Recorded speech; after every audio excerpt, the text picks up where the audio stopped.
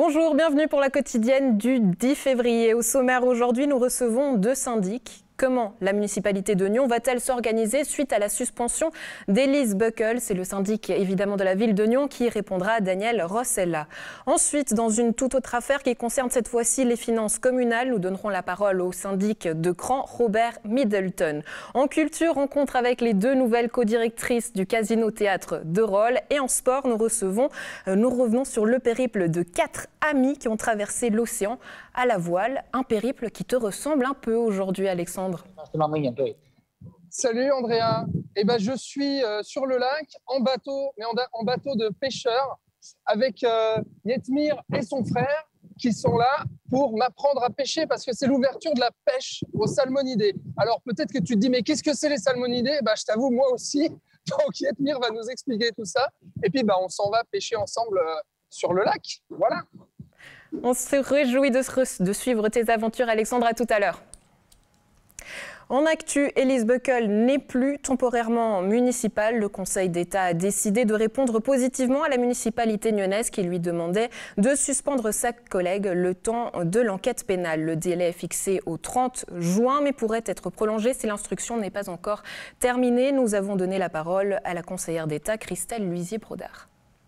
Alors on a pris cette décision sur la base des éléments objectifs au dossier, donc à savoir une demande de suspension de la part des 6 autres membres de la municipalité de Nyons et sur le fondement de l'ouverture de l'enquête pénale. Et donc c'est ces deux éléments-là qui ont fait que le Conseil d'État s'est prononcé, et ce de manière conforme à ce qui a été déjà le cas dans d'autres dossiers, et notamment à Vevey. Une suspension, concrètement, qu'est-ce que ça veut dire pour Madame Buckle? Alors la suspension, très concrètement, ça veut dire que Madame Buckle ne peut plus assister aux séances de municipalité, ni assister aux séances de conseil communal, et puis qu'elle ne peut plus non plus signer en tant que municipale et donc engager finalement la municipalité. Oui, comment est-ce que vous avez fait pour prendre votre décision? Est-ce que les deux parties ont été entendues? Sur quoi est-ce que vous avez justifié votre décision? Alors, il y a eu une demande de suspension de la part de la municipalité. Madame Buckle a aussi pu se prononcer sur cette demande de suspension.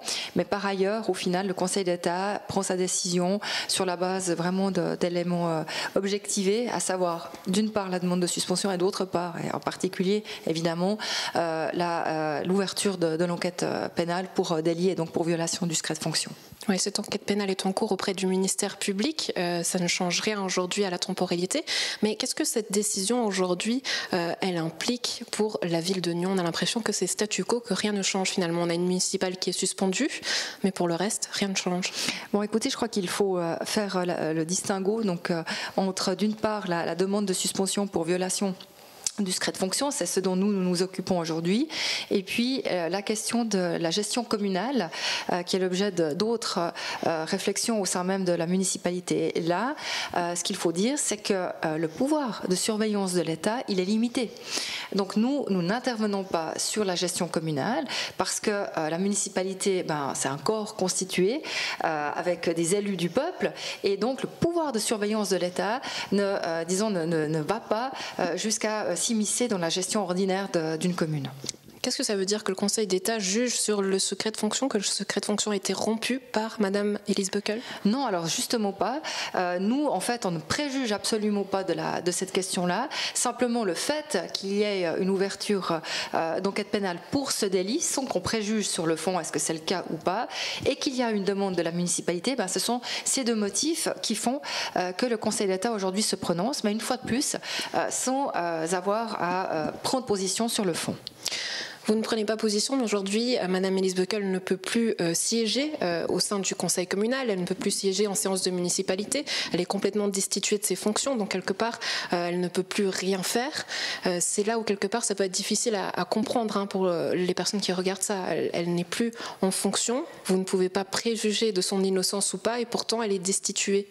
Alors, elle n'est justement pas destituée, c'est une décision de suspension jusqu'à droit connu, et c'est d'ailleurs la raison pour laquelle, puisqu'on est sur un sujet très sensible, vous avez raison, c'est la raison pour laquelle cette suspension est aujourd'hui prononcée jusqu'au 30 juin. En espérant que d'ici là, nous aurons une procédure pénale qui aura avancé, et puis on verra à ce moment-là s'il y a lieu finalement de refaire disons de prolonger cette suspension ou non, mais ça nous permet d'être proportionnés et respectueux de chaque partie. Est-ce que justement pour prendre votre décision, vous avez pu avoir accès à ce fameux rapport d'enquête et vous baser sur le fond ? Non, alors justement, je crois qu'il faut vraiment être très clair par rapport à ça. Nous, on n'a pas du tout accès à ces documents-là. Et il y a lieu de distinguer entre, d'une part, les affaires liées à la gestion communale, qui relèvent de la responsabilité des élus communaux, sur lesquels l'État n'a pas à exercer son pouvoir de surveillance, puisqu'en fait, la municipalité, elle est élue par le peuple. Et puis, cette question, d'autre part, de suspension, et qui, elle, est en lien avec l'ouverture d'une enquête pour un délit. À partir du moment où la justice prendra sa décision, que le ministère public va rentrer en compte, qu'est-ce qui va se passer? Alors écoutez, maintenant il faut voir. Donc on va voir ce que cette enquête donne. Je crois qu'on ne peut pas préjuger aujourd'hui de la situation. On peut espérer que la situation finalement se résolve, qu'il y ait aussi un dialogue entre toutes les parties concernées. Je crois que c'est aussi la confiance de la population vis-à-vis des élus qui est en jeu, donc la crédibilité des institutions. Dans des cas extrêmement grave, on pourrait imaginer une révocation, mais la révocation, c'est, on va dire, une ultima ratio, c'est dans les cas extrêmes, et là, à ce moment-là, cette révocation ne pourrait être décidée que par finalement un vote du corps électoral, donc de la population. Comment la municipalité de Nyon va-t-elle s'organiser suite à cette suspension? On en parle avec le syndic de la ville de Nyon, Daniel Rossella. Bonjour, merci beaucoup d'être avec nous. Alors maintenant que cette suspension a été faite, j'aimerais savoir, Daniel Rossella, est-ce que c'est une victoire d'étape pour vous? Non, je dirais qu'on est plutôt dans la tristesse et le soulagement. Il y a une chose qui est certaine, c'est qu'on va pouvoir travailler dans un esprit beaucoup plus serein. Là, il y avait beaucoup d'incertitudes. On avait des tensions très fortes liées notamment aux fuites répétées qui compliquaient grandement la gestion de la crise. Donc aujourd'hui, je dirais, il y a la sérénité qui revient autour de la table de la municipalité et qui va nous permettre certainement de pouvoir avancer plus rapidement dans la résolution de la crise. Donc, autrement dit, sortir de cette crise de manière plus rapide. Est-ce que la prochaine étape, c'est négocier la sortie d'Elise Beukel? Non, ce n'est pas à l'ordre du jour. Pour le moment, il y a une enquête pénale qui est en cours. On ne peut pas préjuger du résultat. La municipalité va se concentrer sur la gestion des projets, parce qu'on a beaucoup d'autres projets. On a une crise qui nous empoisonne la vie. On a des situations difficiles et pénibles, mais on a aussi beaucoup d'autres choses à faire. L'administration fonctionne, les services fonctionnent, les projets avancent, mais ils méritent notre engagement, ils méritent notre énergie.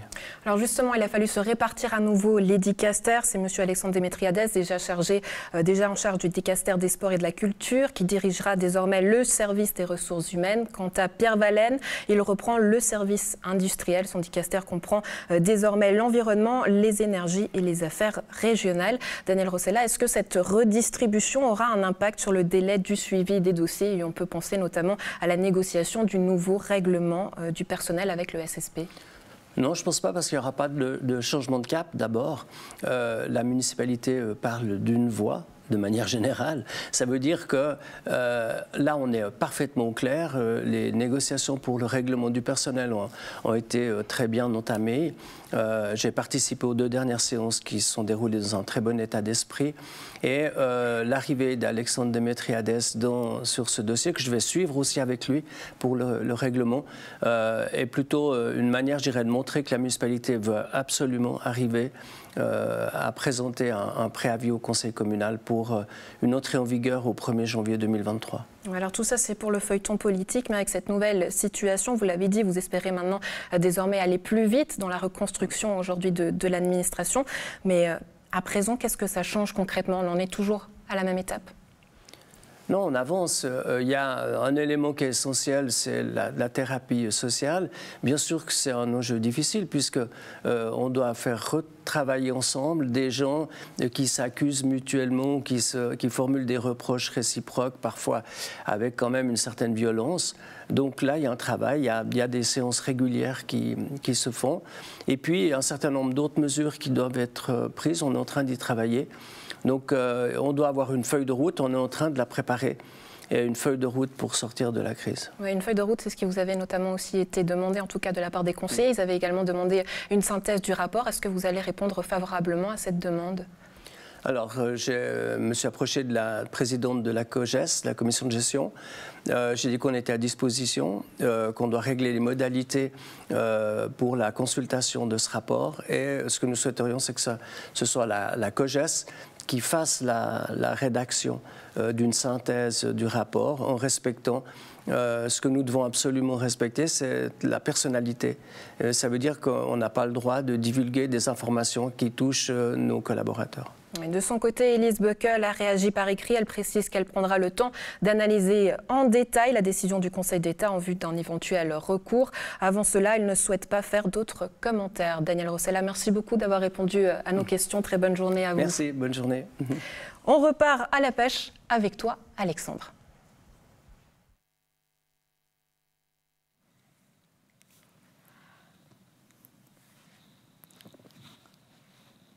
Alors oui, c'est peut-être mieux si j'allume le micro, Andrea. Effectivement, je suis d'accord avec toi. Je disais, je suis toujours sur le lac Léman, près de Nyon, avec Valmir et Yetmir, donc de la pêcherie Deli. Et tu vois, derrière moi, ils sont en train de pêcher, ça y est.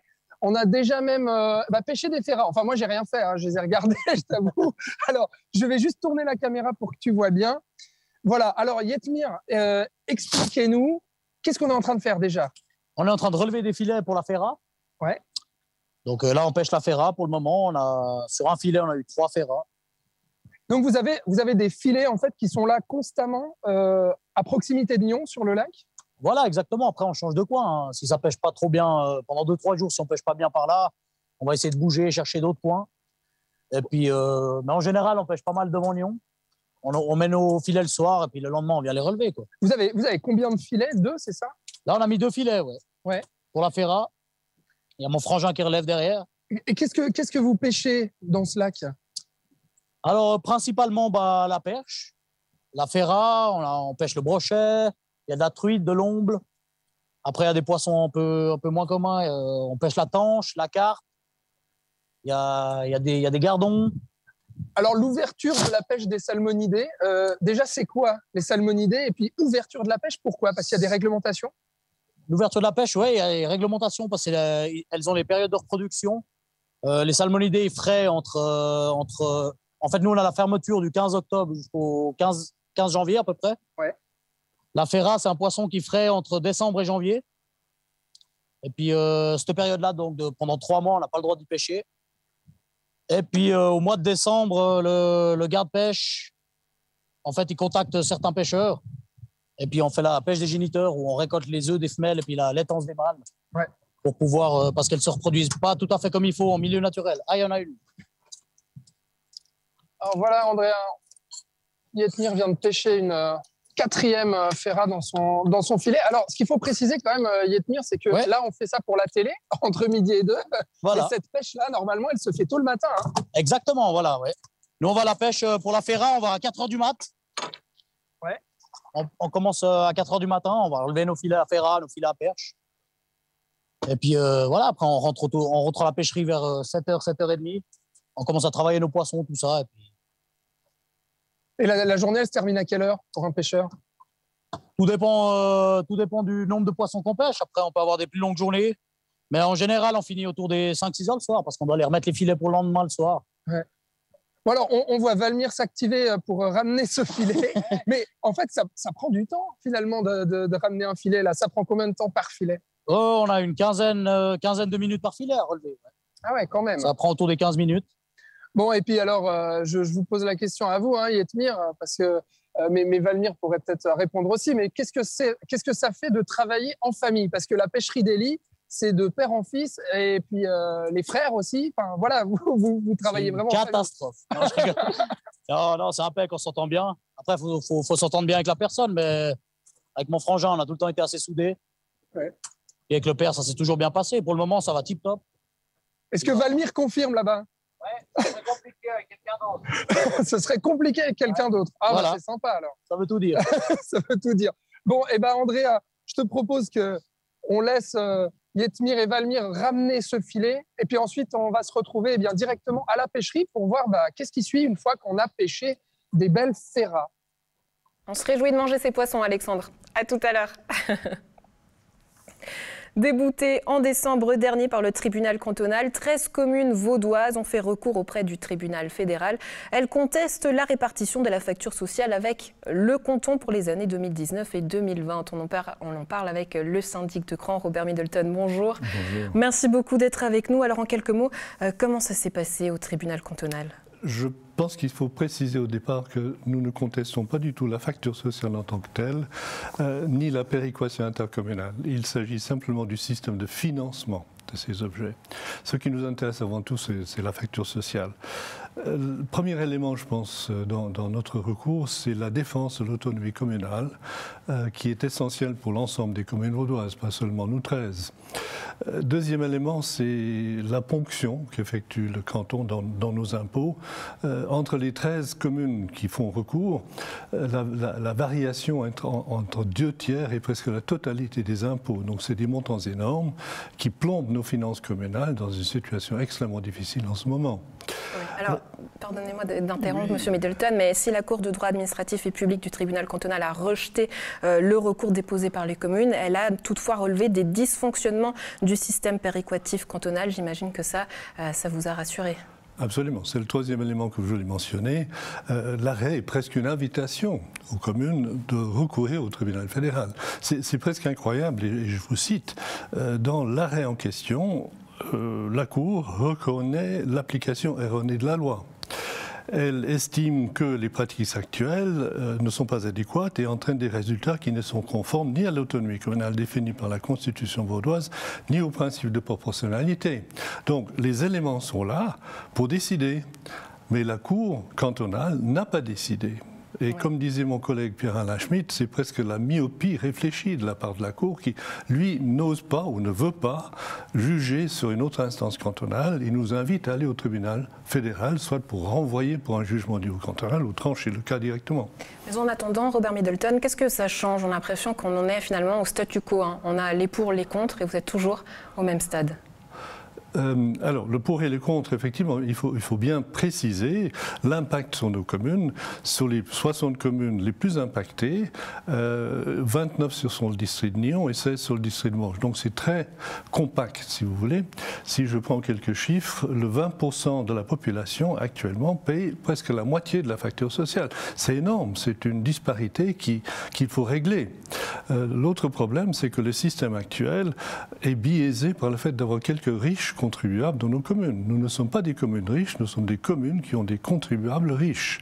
Et la richesse de ces gens biaise le calcul de la facture sociale en défaveur justement de la classe moyenne et du citoyen lambda. Oui, alors ça c'est vos arguments, mais notamment on sait que dans la région plusieurs communes sont en guerre aussi contre les impôts. On sait que le référendum c'est une grosse machine à dire non. On peut citer Bassin, Prangin, mais aussi Copec, qui fait d'ailleurs partie des communes qui seront avec vous non seulement auprès du tribunal cantonal, mais aussi du tribunal fédéral. Est-ce que ça vous met dans une situation compliquée d'avoir Copec qui finalement réclame, mais qui n'augmente pas ses impôts? Pas du tout. J'estime que les conseils communaux sont souverains. Je les comprends. Nous avons décidé d'augmenter les impôts à Cran par une majorité d'une personne au conseil communal, mais il y a eu beaucoup de compréhension. Le problème, effectivement, c'est que s'il y a augmentation des impôts, c'est avant tout à cause de la péréquation. Et le citoyen ne comprend pas pourquoi il y a des fortes augmentations d'impôts seulement pour payer la facture sociale. Ouais, une grosse incompréhension du côté des citoyens. Le citoyen, justement, aujourd'hui, est-ce qu'il paye ses recours auprès du tribunal, ses va-et-vient entre le canton, les communes, ses échanges avec les avocats? Nous payons les 13, nous partageons les coûts entre nous. Effectivement, ça sort des impôts, mais avec 13 communes, vous pouvez imaginer, ce ne sont pas des sommes énormes. Ouais, très bien. Robert Middleton, merci beaucoup d'avoir répondu à nos questions. Excellente journée à vous. On retourne à la pêche. Alexandre, les salmonidés, au fait, tu ne m'as pas répondu. Alors, qu'est-ce que c'est? Oui, alors, Et effectivement, André, on n'est pas encore arrivé au port, mais on y arrive gentiment. Mais oui, c'est vrai, Yetmir, on se demandait, les salmonidés, finalement, c'est quoi? C'est une famille de poissons. C'est des poissons à 2 nageoires dorsales. Ouais. Et il y a quoi comme type de poisson qui rentre dans les salmonidés? Alors, dans la famille des salmonidés, il y a la ferra, il y a la truite, il y a l'ombre chevalier, le saumon. Ouais. Et voilà, c'est... D'accord, très bien. C'est cette famille-là. C'est pour ça, justement, qu'on a pêché, comme tu le vois, des ferras. Alors, écoute, Andrea, si tu es d'accord, je te propose le temps qu'on arrive au port et puis qu'on aille à l'intérieur de la pêcherie pour pouvoir voir ensuite Yetmir préparer les ferras qu'on vient de pêcher. Et qu'on fasse une petite pause sportive avec toi et puis qu'on se retrouve juste après. Tout à fait, Alexandre. On reste sur l'eau puisque ça va parler à notre invité, Didier Chavaya. Bonjour, merci beaucoup d'être avec nous. Vous venez nous parler un peu de ce périple un peu fou que vous avez fait avec 3 autres amis. Vous avez notamment traversé l'océan à la voile de l'île de Tenerife jusqu'en Guadeloupe. Oui. Un voyage fou. Oui, alors c'était un rêve pour nous 4. On était 4 amis à le faire. Et on devait convoyer le bateau d'un ami qui l'avait acheté pour justement faire une année avec sa famille sur les Antilles. Et nous sommes partis le 23 novembre pour justement faire 23 jours de traversée. Au départ, on pensait peut-être passer par le Cap-Vert et vu que les conditions des alizés, le courant qu'on devait suivre ne le permettait pas. Alors on voit là justement à l'écran le chemin que vous avez dû faire, juste là derrière vous. Ouais. Alors, c'était plus ou moins le chemin qu'on a fait. On a pris la route du Nord et on a fait 23 jours, donc direct avec des vagues de jusqu'à 4 mètres et des vents de force 7, donc c'est 25 à 35 nœuds. Ouais. À 4 sur un voilier, comment ça se passe? Ça se passe bien parce que c'est vrai qu'on choisit bien nos coéquipiers aussi. On sait que ça ne va pas être facile parce que la fatigue est très importante. Et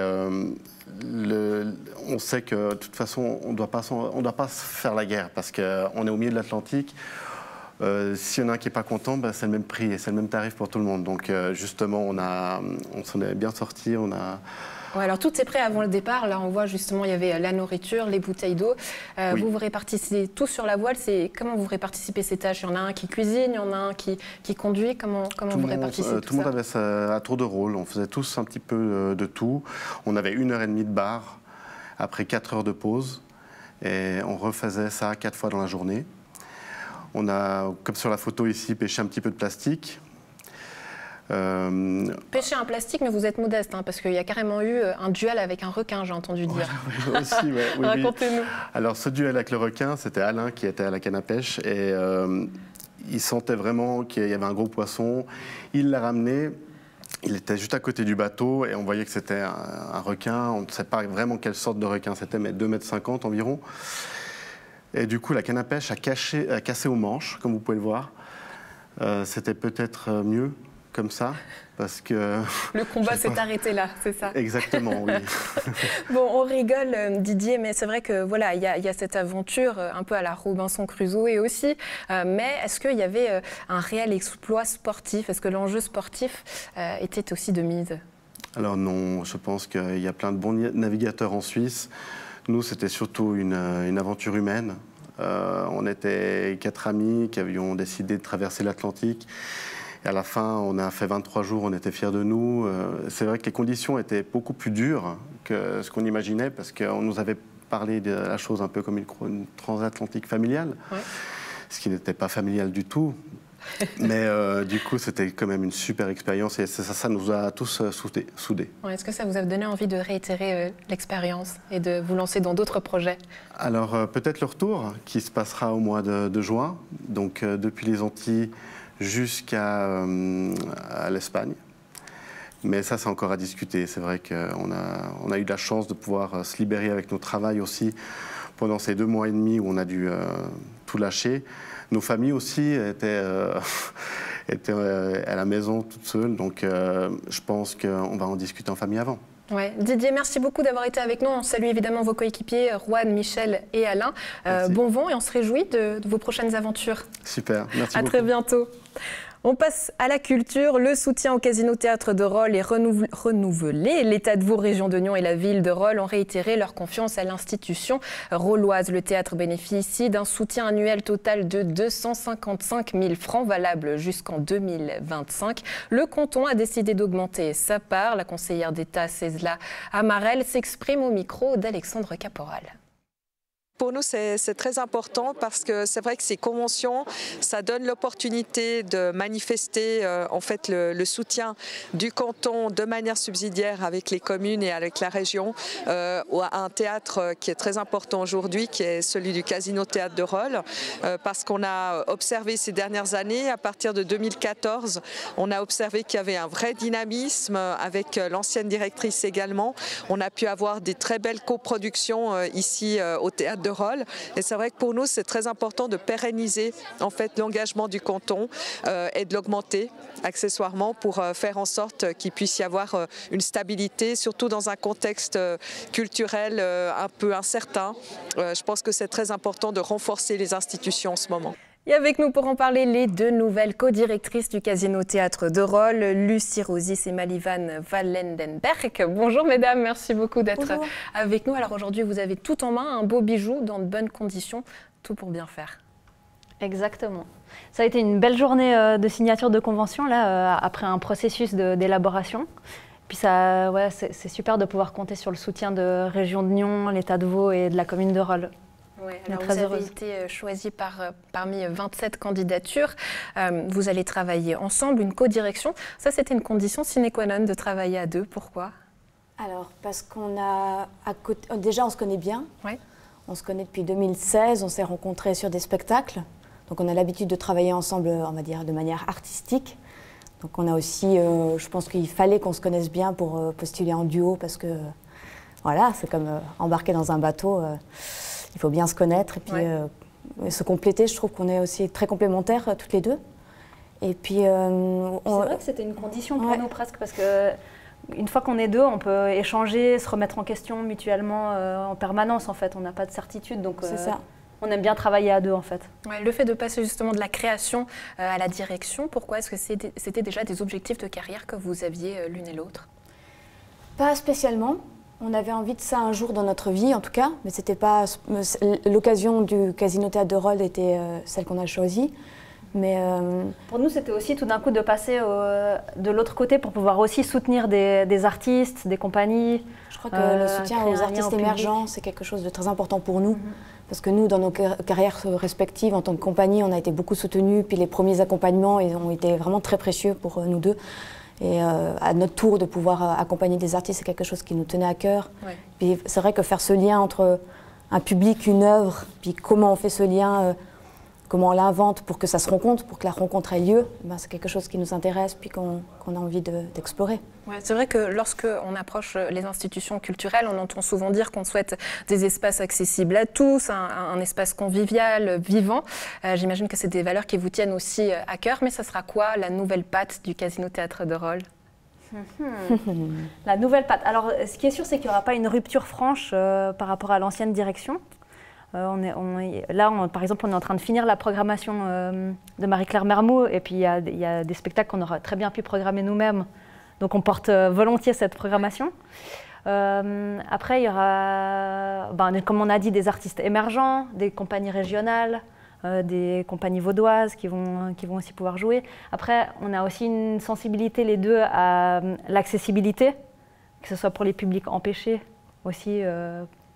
Enfin, voilà, je crois qu'on agit en programmation, en tout cas plutôt au coup de cœur, plutôt que dans un style. Donc on va voir des choses assez différentes. Et puis ce qui nous importe, c'est qu'un spectacle laisse une trace derrière lui, quelle qu'elle soit la trace, que ça dépose quelque chose de sensible derrière. Donc c'est plutôt là-dessus qu'on mise. Puis après, on aime bien les spectacles un peu décalés, rigolos aussi. Ouais. Pas que, d'ailleurs. Ouais, qui bouleversent quelque part, Ouais. On pourrait se demander, du fait que vous soyez valaisanne, forcément ça va peut-être apporter d'autres choses, d'autres spectacles aussi, mais est-ce qu'on ne perdrait pas aussi ce côté local et le fait qu'on mette en avant les artistes de chez nous, comme on aime bien? Ah non, alors ça, de toute façon, on doit, c'est presque dans notre cahier des charges et c'est dans la convention, soutenir des artistes locaux. Et puis, comme on travaille les deux en Suisse romande depuis le début de nos carrières respectives, on connaît bien aussi la région, en fait. Moi, je vis à Lausanne, par exemple, depuis 2006. Donc voilà, on connaît bien aussi les artistes. Et puis, c'est ça, je pense que de débarquer dans une nouvelle ville, dans un nouveau canton, aussi, ça nous permet d'arriver avec un regard complètement neuf. On a aussi plein de compagnies qu'on aimerait rencontrer, puis qu'en Valais, on commence à connaître tout le monde, j'ai l'impression. Puis là, on arrive vraiment... fait un peu le tour du fait d'avoir déjà peut-être été un peu sur place depuis septembre, je crois. Il y a eu cette passation qui a été faite aussi aux côtés de Marie-Claire Mermoux. Quels sont peut-être les besoins qui vous ont été rapportés aujourd'hui pour la culture au niveau local? Est-ce que ça ressemble à ce qui se faisait déjà chez vous, enfin ailleurs, ou est-ce que les besoins sont un peu les mêmes finalement? J'ai l'impression que c'est un peu les mêmes. Moi, aujourd'hui, ce qui me questionne et puis que j'aimerais bien que dans 3 ans, 4 ans, l'objectif premier, je crois, notre objectif, c'est vraiment que les gens se l'approprient ce lieu. Autant les artistes que les publics, et puis trouver la manière pour que ça devienne vraiment un lieu de vie. Donc on aimerait aussi l'ouvrir un peu en journée, par exemple. Mais qu'est-ce que ça veut dire que selon vous, les Rolois ne se sont pas encore assez appropriés ce lieu-là? Oui, bien sûr. Mais pousser encore plus loin cette démarche de faire un... Je crois qu'un théâtre, c'est ça, c'est quand même C'est comme une place de village, un peu, on pourrait dire. C'est un lieu où on se rencontre aussi pour voir une œuvre ensemble, collectivement, et ça a été très dur ces 2 dernières années avec la pandémie. Ouais. Puis c'est vraiment l'idée qu'on puisse se retrouver autour d'une œuvre, mais aussi autour d'une limonade. Ouais. Tout bêtement, retrouver ce lien et tout ça au Casino Théâtre de Rolle. Lucie Mali, merci beaucoup d'avoir été avec nous. Excellente journée à vous. À votre avis, est-ce que Alexandre est arrivé à bon port? Mais oui, il va nous ramener de la ferme. On a tellement faim en plus. Bon Alexandre, où est-ce qu'on en est dans ce voyage et ce périple? Eh ben, on est justement avec Yetmir devant la pêcherie d'Eli. Donc oui, arrivé à bon port, effectivement. Alors maintenant qu'on est allé à la pêche, qu'on a pêché ses ferras, Yetmir va nous faire visiter sa boutique, son atelier, et puis nous expliquer comment on prépare le poisson. Voilà, exact. On y va. Alors vous nous guidez, c'est parti. Alors je change la caméra, Andrea. Et voilà, je suis Yetmir. Allez, voilà. Je vous suis. Voilà, c'est notre petit magasin. On vend tous les jours du lundi au lundi. Poisson frais, fumé du Léman. C'est 7 jours sur 7 ici? 7 sur 7, on est ouvert là, ouais. D'accord. Voilà. Ça fait pas mal de boulot, on imagine. Alors ça, c'est le petit coin apéro, très important chez les pêcheurs. Ça veut dire le café le matin et puis ensuite le vin blanc à midi, c'est ça? Non, le vin blanc le matin et le vin blanc à midi. Très bien. Ok. Voilà. Là, on se trouve donc petite cuisine aussi. Une petite cuisine pour faire manger. C'est votre coin de vie. Et voilà, puis là, exact. On arrive à l'endroit où on prépare les poissons. Alors, bonjour monsieur, tu peux nous présenter... non, c'est Valmir, je suis bête. Ah, c'est mon frère. Oui, Valmir qu'on a vu sur le bateau tout à l'heure, qui prépare les perches. Là, il est en train de tailler les perches, voilà, exactement. Donc, Et ça, c'est les bons filets de perche. Il y a beaucoup de perches encore dans le Léman. La perche, ça va pas trop mal, franchement. Comparé à la ferra, la perche, c'est en augmentation chaque année. Ouais. La ferra, c'est en diminution. Alors, les perches, vous me disiez, par exemple, ce matin, vous aviez pêché combien de kilos? On est arrivé autour des 60-70 kilos ce matin. Ah oui, quand même.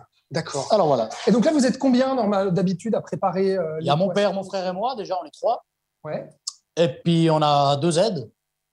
Puis, il y a maman qui livre. Et puis, voilà, ça bosse, quoi. D'accord, ok. Alors, on va attaquer la ferra ouais, là, on passe au deuxième local. Effectivement. Donc, deuxième local, ici, voilà. avec Yetmir. Là, on congèle nos chambres froides. D'accord, les chambres froides pour garder le poisson. Ça. Et voilà, c'est les ferras qu'on a pêchés il y a pas longtemps. D'accord. Alors, comment on prépare le poisson, Yetmir? Alors, la ferra, on peut soit le faire entier au four, bien sûr. Après, il y a différentes façons. Nous, on les fume entières aussi souvent. Ouais. On les fume, après on fait de la ferra fumée, de la rillette de ferra fumée, on travaille pas mal le produit. Et puis surtout, principalement, le travail en filet. On fait les filets de ferra. Après, il y en a qui le mangent au tartare, il y en a qui le font au beurre à la poêle. Et voilà. Ouais. Et donc, vous, là, vous êtes en train... Donc, là, vous videz les ferras, c'est ça que vous les préparez? Là, je vais tailler la ferra en filet. D'accord. Et voilà. Donc, vous la séparez en deux, en fait. Voilà. D'accord. Ça fait déjà un filet. On enlève les têtes ou pas? La tête va s'enlever toute seule là, avec les arêtes. D'accord. Et là, on sort le deuxième filet. Comme ça. Ensuite, on enlève les nageoires.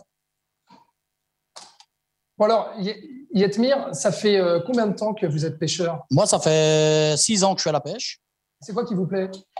Tout. Je suis libre. Je suis dans la nature, t'as vu? Le beau temps avant. Et on est bien, on est tranquille. Ça, c'est un filet de ferrat. Voilà, donc là, c'est prêt. C'est prêt à cuire à la poêle ou on à peut faire l'exposer donc dans votre boutique. Exactement. Là, il est prêt. Par contre, alors, pêcheur, bon, ça, ce qui vous plaît, c'est d'être en extérieur avec le beau temps et puis au contact de la nature, comme vous venez de le dire. Voilà. Par contre, c'est un boulot très prenant quand même. Hein.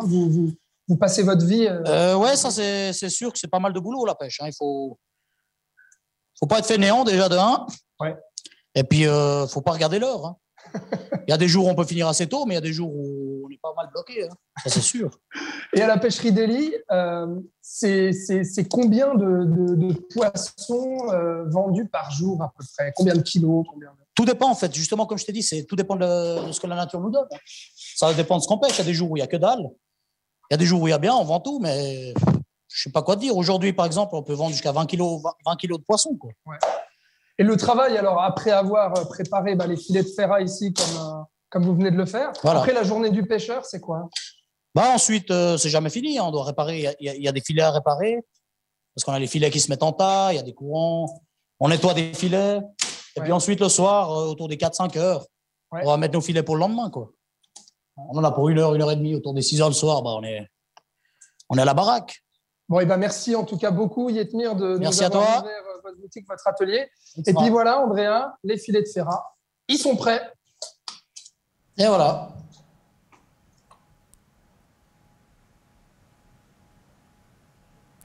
Et du lac à la poêle, bon appétit si vous êtes à table. On se retrouve demain. Bonne suite de programmes sur Nyon Région Télévision. Demain, vous retrouverez Alexandre Caporal pour l'émission Cinéma et puis aussi la nouvelle émission C'est quoi ton business ?